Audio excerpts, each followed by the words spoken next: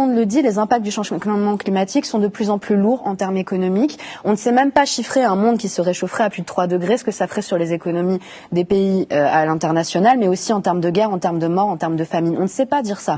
Et aujourd'hui, vous disiez tout à l'heure, aucun gouvernement, en gros, ne s'est embarqué dans une logique de décroissance, mais visiblement, la communauté internationale dans son ensemble a du mal à réduire les émissions de gaz à effet de serre. Je suis désolée, ça fait quand même, bien sûr que si, mais les émissions mondiales continuent d'augmenter et les promesses des États faites à la COP26 les feraient augmenter de 16%, alors qu'elles doivent réduire de moitié d'ici 2030. Donc visiblement, c'est peut-être le modèle économique que l'on défend qui a un souci avec le changement climatique. Pour finir, je ne suis pas pour dire croissance ou décroissance, opposer les deux comme deux items magiques. Oui. Ce qu'on dit, c'est qu'il va falloir avoir un rapport à l'encadrement de l'économie. Ça ne veut pas dire un rapport à faire forcer, faire de la décroissance forcée du PIB de façon aveugle, comme si tout se valait, c'est-à-dire si vous faites de la rénovation énergétique des bâtiments massivement, si vous faites de l'agroécologie, vous faites de la richesse produite, vous transformez l'existant, vous émettez moins de pollution, mais vous avez fait du PIB et de la richesse. C'est pas, on va pas dire, on va calculer la réduction des émissions en baissant le PIB, c'est pas la question. Mais par contre, ce que vous disiez sur l'effet rebond, c'est tout à fait juste. Faire de l'efficacité sans encadrer,